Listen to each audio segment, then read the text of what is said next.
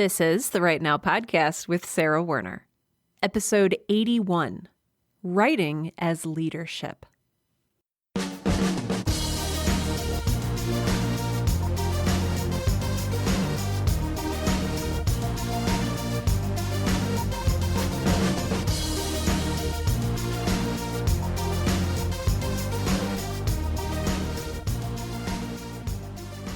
Welcome to Right Now, the podcast that helps all writers, aspiring professional and otherwise, to find the time, energy, and courage you need to pursue your passion and write.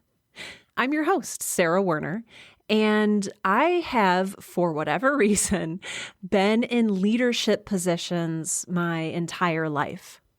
And it's weird because those of you who've been listening to the show forever know that I am a huge introvert. And, I'm hesitant to admit this, but I'm going to go ahead and do so anyway. I'm mildly terrified of people. But as we're going to explore in today's episode, leadership isn't just one thing. It doesn't necessarily mean standing up in front of a crowd and raising your arm into the air and giving a passionate speech about how you're going to march forward and effect massive change. So, okay, if that's the kind of leader that you feel called to be, that is awesome and you should do that. But there are others of us who are gifted with a different skill set. We'll put it that way. And there's a lot going on with how we become leaders. I don't necessarily think that some people are born leaders and some people are born followers. I think that leadership is a decision that you make. And maybe some people make it consciously and some people make that decision unconsciously. But as we're going to talk about in today's episode, leadership is an intrinsic quality of a writer. We all have the capability and the capacity to lead. It's just discerning how we do so and to what purpose that I think we need to discover. So my first question for you is, do you think of yourself as a leader? Again, I talk to a lot of writers who are friends, writers who write into the show and tell me their story. I hear a lot from writers, and a lot of these writers feel a lot of uncertainty and doubt. And a lot of writers believe, as do I often, that we don't really know what we're doing. And when we look at people who are leaders, they always seem to, many of them seem to have their lives together in a way that often feels very unattainable for us. But we're going to explore what leadership actually is today and why it can feel so daunting, but why it is so extremely necessary for us as writers to embrace that aspect of our craft. I'm going to make a distinction today between leaders and followers. And it's not two different types of people. I want to make this very clear. You're not either a leader or a follower. You're a human being who leads in some circumstances and follows in other circumstances. Every leader is also a follower because we're not experts at every single thing that we do. So say in a writer's group, I will go ahead and take the leadership position. I'll facilitate the discussion. I'll call on people. I'll help people feel validated and seen. I'll listen to questions. I'll, do all of that leadership stuff. But then when it comes to another avenue of life, so if I'm out, in a canoe or on a boat or something where I don't have any expertise, I am definitely a follower in that situation. I will follow instructions because I don't know anything about boating or canoeing. If somebody tells me to put on my life jacket, I'm going to put on my life jacket. If they tell me to avoid, rocks or upstream or downstream V's or whatever the terminology is, I'm going to listen to them because that is their area of expertise. And I think it's important to say that all good leaders know that they also need to be followers in some situations. It keeps us humble, it keeps us listening, and it keeps us respectful of other human beings. So I want to be really clear here. When I say leader, I'm not necessarily saying this is a person who can do no evil. And when I say follower, I'm not saying, oh, this is a person who's a sheep and has no original thoughts of their own. It's a lot more complex than that. In fact, humans tend to be herd creatures. We tend to follow the herd because it's easy and it's something that is innate in us for our survival. We stick with the group because we're better protected that way. We have a richer life that way. We can diversify tasks and roles and chores. We're community creatures. But because we need to rely on each other and live together in a community, we have a very deep fear of being ostracized, kicked out, or excommunicated from that community. And again, it's survival. Like, yeah, you can get your feelings hurt if you're kicked out of your group of friends. But if you are living, in the wilderness with a group of people and you get kicked out of that group and you're left to fend for yourself, you can very easily, die because you don't have other people protecting you and providing food and doing all of the things that people need to do for each other. I think a lot of us need to feel safe. We need to feel loved and accepted and part of something. And often because we don't want to have that taken away from us, and because we don't want to be labeled an outlier or an outsider, we choose not to lead. We choose not to take action or take a risk or to go against the majority. We're afraid, I think, of playing big, of taking a stand, of being the first to do something or one of the first to buck a trend. How do we begin to go against or overturn a certain status quo if doing so carries the risk of alienation? It's scary. It's scary to stand up and speak out. It carries risk. The risk of criticism, the risk of being cast out, even risk of physical harm. Being in any sort of spotlight can be incredibly intimidating, but it's worth it. And honestly, you are never truly alone. You will never be truly alone. There are always other people who will share your ideology. And if you are ever ostracized from a community, there are always new ones to join or create. A little bit earlier, I said that being a leader is not intrinsically good and being a follower is not intrinsically bad or vice versa. But there are such things as good leaders and bad leaders. There also might be a very subtle difference between a good leader and an effective leader. Are you an effective leader if you scream at people until what you want is accomplished? I mean, yeah, that might be effective. Does it make you a good leader? Maybe not, because people won't like you very much and they won't willingly follow you. So what makes a good leader?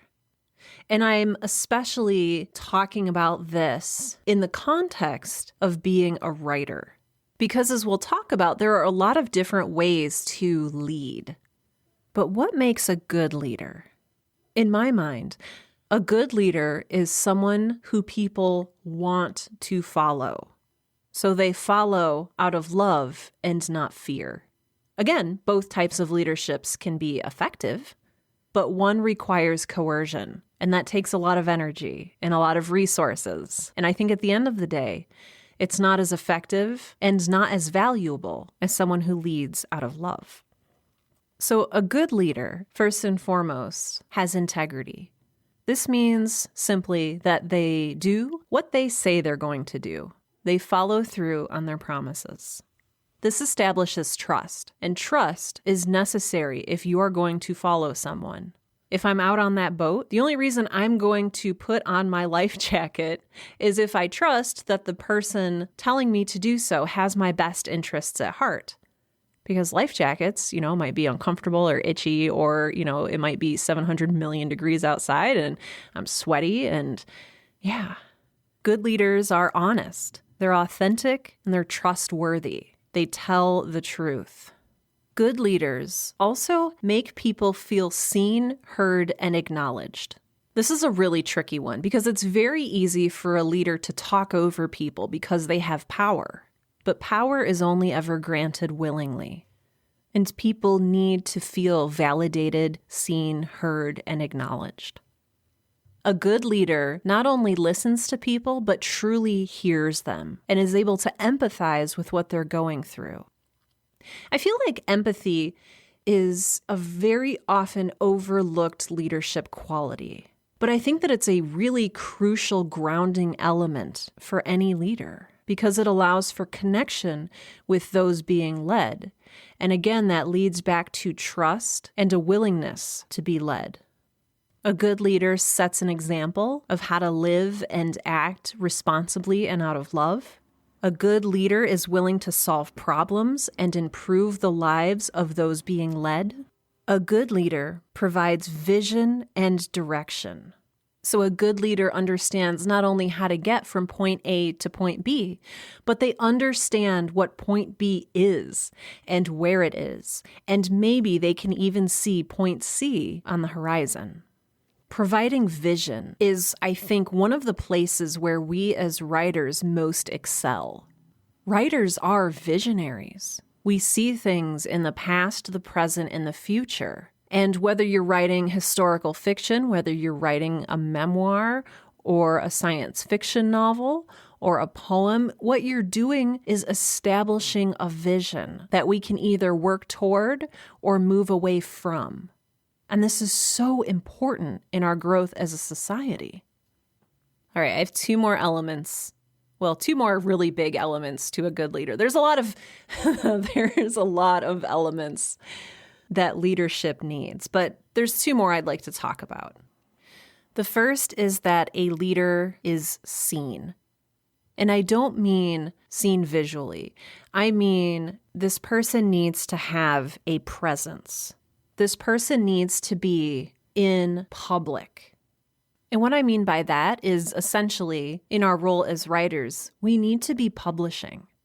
And whether that's self-publishing, traditional publishing, whether you are creating a book, whether you're creating pamphlets, whether you are creating blog posts or tweets on Twitter, wherever it is, it doesn't really do anyone any good if you're writing and writing and writing and then, filing that writing away in a drawer or hiding it in a box in a closet.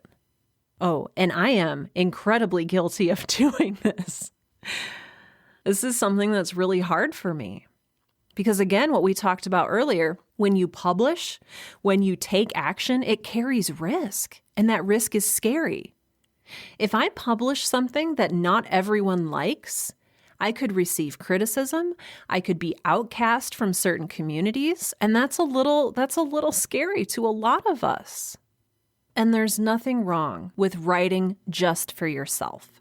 As I've said in previous episodes of the Right Now podcast, we write for so many different reasons. A lot of us do simply write for ourselves. We write in a journal, we write to heal, we write about our experiences. But if you want your work to contribute to society and to establish you as a leader, then you do need to let other people see what you've written and in some way to publish. Finally, and this one's really hard, a leader takes radical responsibility. When a leader says or does or writes or publishes something, they take responsibility, not only for what they've said or published, but for the way that that work affects other people. And if that work helps someone, then that's amazing. But if that work harms someone else, then the writer needs to take responsibility for that. And it's very, very easy for us to deflect the way that that makes us feel. It's very easy for us to hide. It's very easy for us to cast blame on someone or something else. But if you really believe in what you're writing and publishing, then you take radical responsibility for it. And often radical responsibility means standing up for your work. It means sharing your work. And it also means apologizing if and when your work harms someone.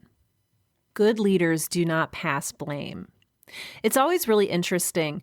Whenever I see someone making an apology, whenever I see a leader, so maybe somebody who works for a big company or a political figure, I'm always very interested in how they react to criticism. Do they say, "I'm sorry, this is my fault, and I'm going to work hard so that it doesn't happen again"? Or do they say, "Oh, it was my intern. They made a typo, or they didn't get approval before publishing this, and it's totally their fault, and I'm firing them. It's their fault"? A strong leader, a good leader, takes responsibility for their actions and for the effect that their vision and their decisions have on others.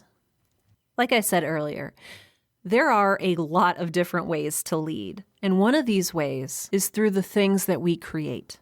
And it's really good as writers and as leaders that we ask ourselves some questions along the way, and that we really become conscious and intentional about what we're doing, how we're calling others to act, and what we envision as the future. So I'd encourage you to ask yourself, what are you leading? Are you leading a movement? Are you leading social change? Are you leading by establishing a vision, either a vision we need to stay away from or a vision we need to run toward? Why are you establishing that vision? And what do you want it to accomplish? I'd also like you to ask, who are you leading? This ties into who your work is for, who your audience is. Who are you going to lead? And sort of tangentially, can and will people believe in your vision, in your movement, in the change that you want to effect? And will they follow you? Will they spread your ideas? It's also good to ask, how are you leading? Are you leading by example? Are you showing people how to act by acting in that way? What are you saying? What kind of words are you using? Who are you including? How are you treating other people? I talked a little bit earlier about leading out of fear and leading out of love, and there's such a powerful difference between the two. Someone who leads with fear and out of fear can really have a devastating effect on other people when their fear begins to spread and infect others. But someone who is leading and treating other people with love and dignity and respect, that spreads too and has a very different kind of effect. I learned about the concept of servant leadership years and years ago. And I was really struck by the concept of servant leadership because it sort of cemented this idea that you didn't need to use or harm or, talk over people in order to help move forward with your vision. You could actually serve people and lead out of love. And I think it's interesting because that's what a lot of us are doing with our audiences. We're serving them. When you write a really entertaining horror story, you're serving your audience. You're performing an act of service. You're giving them a really cool experience that they've been looking for. A lot of writers that I know are really shy and introverted, and maybe you see yourself in this camp. Because I definitely do. But some of these people, these shy, introverted people, are some of the most powerful leaders that I know. They put forth ideas that change the world. And this is something that you can do too. The world needs good leaders right now. And we as writers have the vision and the power to step up and take responsibility for our future. Even when it's hard, even when it's risky, even when it's scary, we have the actual and real power to make a difference. I was thinking for a little bit while I was meditating on what I wanted to say in today's episode of all the writers who have been leaders in my life. And this doesn't mean that I met them in person or I, attended a talk that they were giving. I simply read their books, and it helped spread their vision to me like a really positive virus. Ideas spread when we share them. And as writers, we need to be very, very aware of what that means. We are keepers of the future. We're creators of the future. If you're looking for a place to start reading people who I believe are truly visionary, some of my favorites, I would start with James Baldwin, Ralph Ellison, Octavia Butler, Maya Angelou, Rita Dove, Colson Whitehead, Ta-Nehisi Coates, Nikki Giovanni, Gwendolyn Brooks. These are all people who have led through their creative work. These are all people who have led through their writing in very powerful and affecting ways. So I'd encourage you to check out their work, read their books. Let me know also who your favorite writer as leader is. Or if you have multiple, I'd love to hear all about them. You can put those in the comments for today's episode number 81. If you go to the show notes for this episode out at sarahwerner.com, that's SARAHWERNER.com, you can find the show notes for this episode, scroll to the bottom, and there should be a comments section. I would love to hear your comments about your favorite writers as leaders. And I would also love to hear how you see yourself as a leader and a writer. I would love to hear, I asked some questions earlier in today's episode about what are you leading? Who are you leading? How are you leading? I would love to hear your reflections on that because I think it's really important for us to continue to develop our identities as writers by taking up that radical responsibility of the change and the vision that will keep us moving forward. And yes, even and especially when we don't think we know what we're doing. When I make this podcast, I do not make it alone. I know that I'm sitting here speaking into my little tube of foam, but there's so many people who support the work that I do here at the Right Now podcast. These supporters include Amanda King, Amanda Dixon, Julian Vincent Thornburg, Laurie, Leslie Matson, Michael Beckwith, Regina Calabrese, Sean Locke, Susan Geiger, Tiffany Joyner, Leslie Duncan, Maria Alejandro, and Sarah Lauzon. Thank you all so much for your generous and ongoing support. I could not create this show without you. If you would like to support the Right Now podcast, you can do so a few different ways. You can go to my website, sarahwerner.com, and in the show notes for this episode, there should be a link that says support the show on Patreon. You can click that link, which will take you over to patreon.com.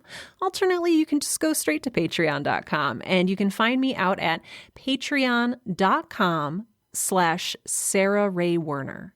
That's patreon.com/SARAHRHEAWERNER, all one word.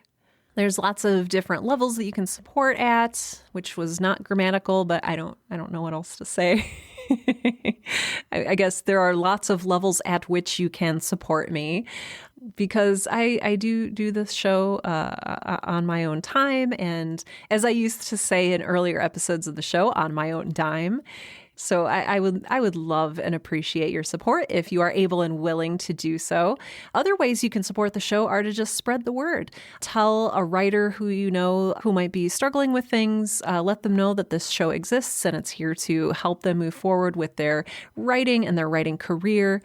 Yeah. I'm not always great about asking, for help and for donations and stuff because I always get the feeling that nobody wants to be sold. They don't want to be asked for things. And so that's just, it's a little weird, but I am deeply, deeply, deeply appreciative of it. One quick announcement is In order to make this show more accessible for everyone, I have started including transcripts for every episode. So I'm doing those slowly as I can create them. So I've started on both ends of the chronological spectrum. So I've done the first several episodes of the show. So way back from 2015, there are now full episode transcripts of each show available for episodes 1 through, I think I'm at about 8 or 10 right now. So, and then I'm also working backwards. So there also should be full episode transcripts for this episode and then several preceding episodes through, I think I'm still in the 70s in transcribing those, but eventually those will meet in the middle and I will have full episode transcripts for every single episode of the show. And I really hope that that is a resource that you and others will use. In order to access them, just go to the show notes for each episode, and near the bottom of the show notes page, there'll be a grayish box that you can click that says full episode transcript. Click to expand. And if you click that, you will get the full episode transcript. So enjoy using those. They're searchable. If you ever need spelling for something that I'm referencing or anything like that, it will all soon be available for you. So enjoy. And with that, this has been episode 81 of the Right Now podcast, the podcast that helps all writers, aspiring, professional, and otherwise, to find the time, energy, and courage you need to pursue your passion, to follow your vision, and to write. I'm Sarah Werner, and I'm grateful for your leadership.